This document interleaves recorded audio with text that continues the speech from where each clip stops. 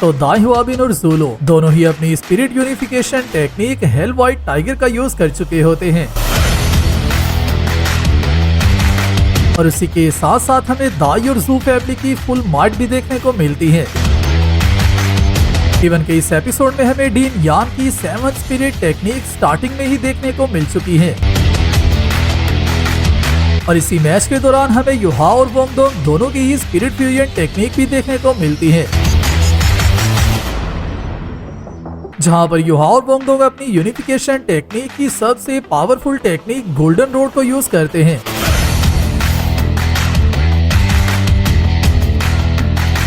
और फाइनली इस एपिसोड में वोंगडोंग और शाओ शाओ दोनों ही तांग्स क्लैन को भी ज्वाइन कर लेती हैं, जो कि सब बातें हमें साउथलैंड 2 के एपिसोड 14 के पार्ट 2 में देखने को मिलती हैं।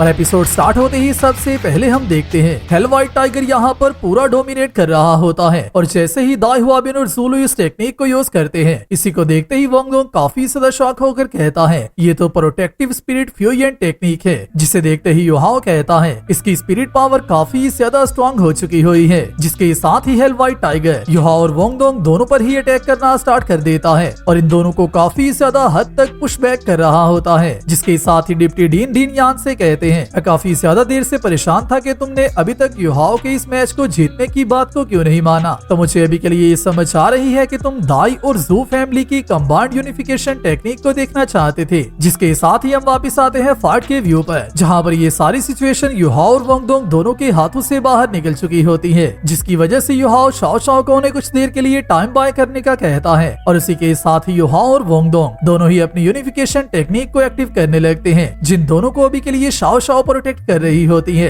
और जैसे ही hell white tiger Shao Shao पर अटैक करने के लिए आगे बढ़ने लगता है, तो उसे देखते ही शाओ शाओ अपनी 3 lives of Saul quadrant countries most important weapon का यूज करती है, जो कि फर्नेंस शॉक होता है। और जैसे ही शाओ शाओ इसका यूज करते हुए अपने आप को डिफेंड कर रही होती है, तो वहीं पर हेल व्हाइट टाइगर के क्ला काफी ज्यादा पावरफुल हो चुके होते हैं और हेल व्हाइट टाइगर अपनी पूरी पावर का यूज करते हुए शाओ शाओ के डिफेंस का ब्रेक थ्रू कर लेता है, जिसकी वजह से शाओ शाओ को काफी ज्यादा हैवी शॉक मिलता है और इसी की वजह से ही शाओ शाओ काफी ज्यादा दूर जाकर भी गिरती है। और जैसे ही अनाउंसर शाओ शाओ को बचाने के लिए उसे मैच में से लेने के लिए जाने लगता है, तो डिप्टी डीन और डीन यान दोनों ही उसे अरीना में एंटर होने से रोक देते हैं, क्योंकि डीन यान को यहाँ पर इस बात का पता चल चुका होता है कि युहा और वोंगडोंग भी आल्सो अपनी यूनिफिकेशन टेक्निक को ही यूज कर रहे हैं। जिसके साथ ही मास्टर ज़ू अपने माइंड में सोचती है ये मैच तुम लोग जीतोगे या फिर हारोगे, वो सब तुम्हारे इस एक मूव पर डिपेंड करता है। जिसके साथ ही युहा और वोंगडोंग दोनों की ही स्पिरिट यूनिफिकेशन टेक्निक एक्टिवेट हो जाती है, जिसके एक्टिव होते ही यहाँ पर मौजूद सब लोग ही शॉक रह जाते हैं। और इसी को देखते ही डिप्टी डीन कहते हैं इन दोनों ने भी अपनी गार्डियन स्पिरिट यूनिफिकेशन टेक्निक को मास्टर कर लिया हुआ है। जिसके साथ जैसे ही हेल व्हाइट टाइगर युहा और वोंगडोंग पर अटैक करने लगता है, तो उसी को काउंटर करने के लिए युहा और वोंगडोंग अपनी गोल्डन रोड टेक्निक का यूज करते हैं, जिसे देखते ही मास्टर मोचिन कहती है प्रोटेक्टिव स्पिरिट यूनिफिकेशन टेक्निक को 2 तरह के हिस्सों में डिवाइड किया जाता है, जिनमें से कुछ वीक और कुछ strong protective spirit unification techniques होती है। और यहाँ पर मास्टर मोचिन युहा और वोंगडोंग दोनों को ही क्रिटिसाइज करने की कोशिश कर रही होती है, अगर इससे पहले कि इन दोनों टीम्स का अटैक एक दूसरे के कांटेक्ट में आए, डीन यान खुद इस मैच में इंटरफेयर करते हैं और आते ही सबसे पहले अपनी 7th spirit technique martial soul body phoenix true form को यूज करते हैं और इन दोनों टीम्स के अटैक को एक दूसरे के कांटेक्ट में आने से रोक देते हैं, जिसकी वजह से यहाँ पर काफी बड़ा एक्सप्लोजन भी होता है और इसकी शॉक वेव्स अरीना से बाहर तक जाती हैं। मगर जैसे ही डीन यान इस अटैक को रोक देते हैं, तो उसी के साथ ही मास्टर फान यू कहते हैं क्या ये सच में एक ग्रैंड साउथलैंड मास्टर की एबिलिटी है? क्या ग्रैंड साउथलैंड मास्टर इतने ज्यादा ताकतवर होते हैं? जिसके साथ ही मास्टर मोचिन दाई हुआबिन और ज़ोलो को माइंड में रखते हुए कहती है क्या ये बच्चे इतने ज्यादा स्ट्रॉन्ग है कि इन्होंने डीन यान को खुद से एक्शन लेने पर मजबूर कर दिया है? मगर उसी के साथ अगर हम देखें तो डीन यान अभी तक जिस एनर्जी को कंप्रेस करने की कोशिश कर रहे होते हैं, वो युहा और वोंगडोंग के अटैक में से बची हुई एनर्जी होती है। मगर सिर्फ ऐसा ही नहीं कि युहा और वोंगडोंग का अटैक ही काफी ज्यादा पावरफुल था। हालांकि युहा और वोंगडोंग दोनों ही इस सीरीज के मेन कैरेक्टर हैं, मगर फिर भी हमें दाई और ज़ू फैमिली की मुकम्मल माइट यहाँ पर देखने को मिलती है, जिसे देखकर मैं पूरा सेटिस्फाई हो गया हुआ था, क्योंकि दाई हुआबिन और ज़ोलो की यूनिफिकेशन टेक्निक के साथ हेल व्हाइट टाइगर की मदद से 50 से कम पावर लेवल होने के बाद भी हेल व्हाइट टाइगर ने 98 लेवल के ग्रैंड साउथलैंड मास्टर की बॉडी पर एक स्कार क्रिएट कर दिया होता है, जो कि अपने आप में ही काफी बड़ी अचीवमेंट है। और यहाँ पर ये एक्शन जोजुचिंग और स्पेशली दाई मुबाई की टाइगर फार्म को कम्प्लीटली डिफाइन करता है, क्योंकि अगर ऐसा कहा जाए कि दाई मुबाई इस पूरे कॉन्टिनेंट और इस कॉन्टिनेंट की हिस्ट्री का सबसे ज्यादा strongest martial soul beast user था, तो ये बात भी गलत नहीं है, क्योंकि सिर्फ पूरे कॉन्टिनेंट में एक दाई मुबाई ही ऐसा कैरेक्टर है जो कि गॉड लेवल को अचीव कर पाया है और अभी भी जिंदा है। जिस सब को देखते ही मास्टर मोचिन कहती हैं, मास्टर जुओ, क्या आपने ये सब देखा है? हेल व्हाइट टाइगर फोनिक्स की ट्रू बॉडी तक को भी हर्ट करने की पावर रखता है। जिस सब को देखते ही डिप्टी डीन ऊंचा ऊंचा हंसने लगते हैं, क्योंकि उन्हें इस सारी सिचुएशन की समझ आ चुकी होती है। और डिप्टी डीन की हंसी को देखते ही मास्टर फान यू को इस बात की समझ आ चुकी होती है कि ये मैच युहाओ की टीम जीत चुकी है। मगर उसी के साथ ही डिप्टी डीन डीन यान से कहते हैं, लाओ यान, तुम सच में काफी ज्यादा पावरफुल मॉन्स्टर हो, मगर तुम्हें भी इस बात का अंदाजा नहीं था कि ये अटैक इतना ज्यादा स्ट्रॉन्ग हो सकता है। और यहाँ पर डिप्टी डीन युहाओ और वोंगडोंग के अटैक गोल्डन रोड की बात कर रहे होते हैं, जिसके साथ ही डीन यान अनाउंस करते हैं कि मैं फर्स्ट ईयर न्यू स्टूडेंट के एग्जाम का विनर युहाओ की टीम को अनाउंस कर रहा हूँ, जिसमें कि युहाओ, वोंगडोंग और शाओ शाओ होते हैं। जो सुनते ही सब लोग काफी ज्यादा शॉक रह जाते हैं, जिसके साथ ही शाओ शाओ काफी ज्यादा हैप्पी होते हुए कहती है, तो हम लोग फाइनली इस मैच को जीत चुके हैं। जिसके साथ ही मास्टर मोचिन कहती है, आखिरकार यहाँ पर क्या हुआ है? जहाँ तक मैंने देखा है क्लियरली ये बात साबित हो रही है कि हेल व्हाइट टाइगर ने मास्टर डीन को काफी ज्यादा हैवी ब्लो दिया है और इवन कि उनको एक फिजिकल स्कार भी दे दिया है। जिसके साथ ही दाई हुआबिन भी इसी आवाज को उठाते हुए मास्टर यान से कहता है, आखिरकार आप किस बेसिस पर ये रिजल्ट अनाउंस कर रहे हैं? जो सुनते ही डीन यान कहते हैं, सच में तुम्हारा हेल व्हाइट टाइगर काफी ज्यादा स्ट्रॉन्ग मॉन्स्टर है, मगर तब तक जब तक कि तुम युहाओ और वोंगडोंग दोनों की यूनिफिकेशन टेक्निक के से निकले हुए अटैक को अवॉइड कर सकते हो, क्योंकि अगर तो तुम इस अटैक का सामना हेड ऑन करते तो तुम्हें भी इस अटैक की वजह से काफी ज्यादा हैवी इंजरी हो सकती थी। मगर तुम लोग इस अटैक में क्लियरली शाओ शाओ की टेक्निक की वजह से बाइंड हो चुके हुए थे और ये अटैक तुम लोगों को काफी ज्यादा नुकसान पहुंचा सकता था।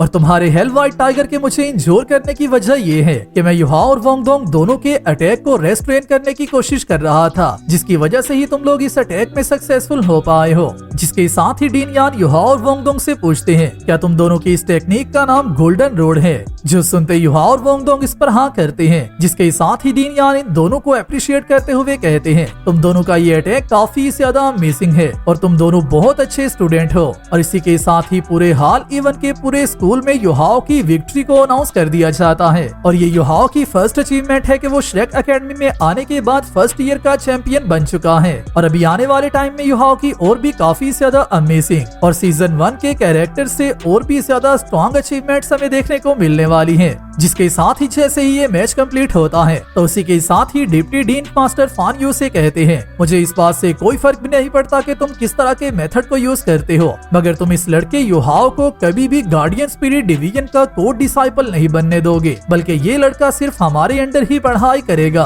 और इसी के साथ ही युहाओ और इसकी टीम जिस तरह से विक्ट्री को एंजॉय कर रहे होते हैं, उस सब को देखते हुए दाई हुआबिन काफी ज्यादा एम्बेरसमेंट फील कर रहा होता है। मगर उसी के साथ ही वोंगडोंग उससे कहता है, आखिरकार तुम अभी तक यहाँ पर खड़े होकर हमारी तरफ क्या देख रहे हो? इवन के अभी के बाद अगर हम दोबारा से तुम्हारी पिटाई करें तो इस बात से भी हमें शर्म आने वाली है कि तुम इतने ज्यादा स्ट्रॉन्ग होने के बाद भी हमारे से हार गए हो। मगर उसी के साथ जैसे ही ये सब कंप्लीट होता है तो युहाओ, जिसको कि ये मैच जीतते ही सबसे पहले अपनी मदर की याद आती है, वो अपनी मदर को अपना मैसेज डिलीवर करते हुए कहता है, एक स्पिरिट मास्टर होने के नाते मुझे इस बात की पूरी उम्मीद है कि मैं इतना ज्यादा स्ट्रॉन्ग बन जाऊंगा कि मैं दाई फैमिली के हर इंसान को बीट करने के काबिल हो जाऊंगा। जिसके साथ ही हम नेक्स्ट व्यू में युहाओ और उसकी पूरी टीम को पार्टी करता हुआ देखते हैं, जो पार्टी इनके चैंपियन बनने की वजह से हो रही होती है। और इस पार्टी में आल्सो युहाओ के दोनों सीनियर तांगिया और बई बई भी इन्वॉल्व होते हैं। मगर तांगिया इस पार्टी में भी पूरे देहान से फूड को ही खा रही होती है और खाते खाते तांगिया को दोबारा से ये याद आ जाता है कि उसने वोंगडोंग के साथ क्या प्रॉमिस किया था। जिसके साथ ही तांगिया वोंगडोंग से कहती है, क्या तुम अभी भी हमारे तांग्स क्लैन को ज्वाइन करना चाहते हो? जो सुनते वोंगडोंग झट से उस बात पर एग्री हो जाता है। जिसके साथ ही तांगिया उससे कहती है, तो जब कि तुम लोगों ने अपनी चैंपियनशिप को हासिल कर लिया है और तुम लोग इस साल के एग्जाम में पहले नंबर पर आए हो, तो उसकी वजह से मैं भी अपना प्रॉमिस नहीं तोड़ने वाली। और वोंगडोंग, तुम फाइनली हमारे तांग्स क्लैन के एक मेंबर बन चुके हो। जो सुनते ही शाओ शाओ कहती है, आखिरकार यहाँ पर तांग्स क्लैन की बात चल रही थी और जैसे ही शाओ शाओ ये बात करती है तो तांगिया को लगता है कि शायद से शाओ शाओ भी उसकी बात मान लेगी।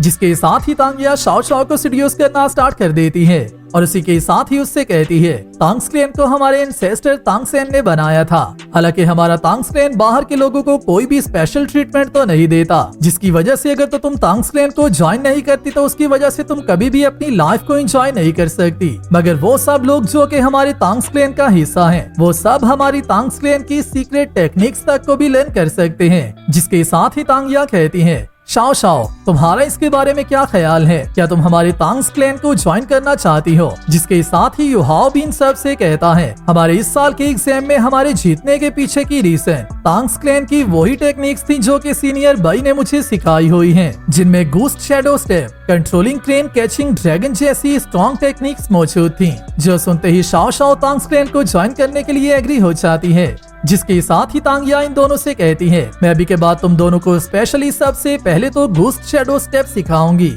जिसके साथ ही भाई भाई कहता है और जैसे ही तुम लोग ग्रेजुएट हो जाओगे उसके बाद हम लोग तुम्हें तुम्हारी क्लासेस में डिवाइड कर देंगे, जिनमें के कंट्रोलर टाइप भी आल्सो एक क्लास है। मगर जब कि तुम सब एक ही टीम का हिस्सा हो तो मुझे ऐसा लगता है कि तुम सबको हमें सेम क्लास में ही रखना चाहिए। और उसी के साथ साथ तुम लोगों ने ये भी सुन रखा होगा कि हमारा तांग्स क्लैन सबसे ज्यादा हिडन वेपन्स के लिए फेमस रहा है और यही हमारे तांग्स क्लैन के राइज करने की रीजन थी, जिसकी वजह से हमें हर हाल में अपने सीक्रेट वेपन्स को रिवाइव करना होगा। मगर अभी के लिए हम लोग ऐसा नहीं कर पा रहे, क्योंकि अगर बात की जाए तांग्स क्लैन के सिंपल से सिंपल वेपन की तो उसमें हम लोगों को सिर्फ कुछ ही सीक्रेट वेपन्स को कंबाइन करना होता है, जो कि हम लोग स्पिरिट गार्ड के साथ कॉम्बिनेशन में लाते हैं। जिसके बाद ही हम लोग अपने आप को सक्सेसफुल कह पाएंगे, क्योंकि जैसे ही हमारे साउल गाइडिंग टूल, हमारी मार्शल साउल और सीक्रेट वेपन एक साथ कंबाइन हो जाएंगे तो उसके बाद एक न्यू पावर जन्म लेगी। जिसके साथ ही वोंगडोंग कहता है सीनियर भाई, आप जो बात कर रहे हैं आपका मतलब ये है कि हम लोगों को स्पिरिट गार्ड्स और टूल्स पर स्टडी करना चाहिए। जिसके साथ ही भाई भाई कहता है जैसे ही तुम लोग अपने न्यू स्टूडेंट एग्जाम को पास कर लेते हो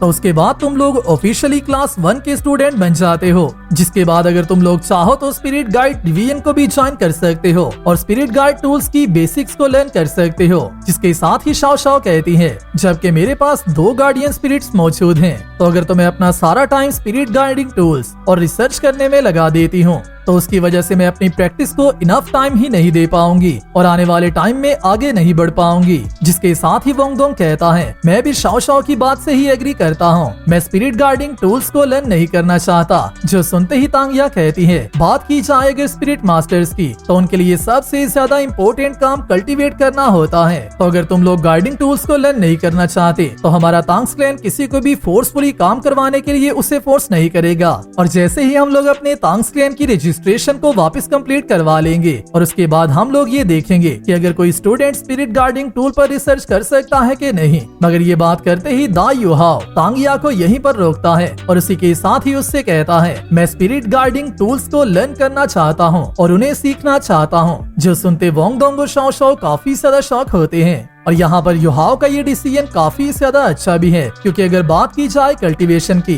तो युहाओ के पास ऑलरेडी एक ऐसा गार्ड मौजूद है जिसके पास मिलियन ईयर की प्रैक्टिस और एक्सपीरियंस मौजूद है और टियानमेंग जब चाहे युहाओ की कल्टीवेशन को बूस्ट करवा सकता है, जिसकी वजह से युहाओ को कल्टीवेशन के प्रोसेस के लिए परेशान होने की जरूरत नहीं है। बल्कि सबसे ज्यादा जरूरी बात युहाओ के लिए स्पिरिट गार्डिंग टूल्स को लर्न करना है, क्योंकि ये युहाओ की मार्शल साउल के साथ भी परफेक्टली मैच होते हैं। जिसके साथ ही हमारा एपिसोड यहाँ पर फाइनली कंप्लीट होता है। वीडियो अच्छी लगी है वीडियो को लाइक कर दो और नेक्स्ट आने वाली वीडियो के लिए चैनल को सब्सक्राइब लाजमी कर लेना। मैं मिलता हूँ आप सबसे नेक्स्ट वीडियो में, तब तक अपना और अपने प्यारों का ख्याल रखियो।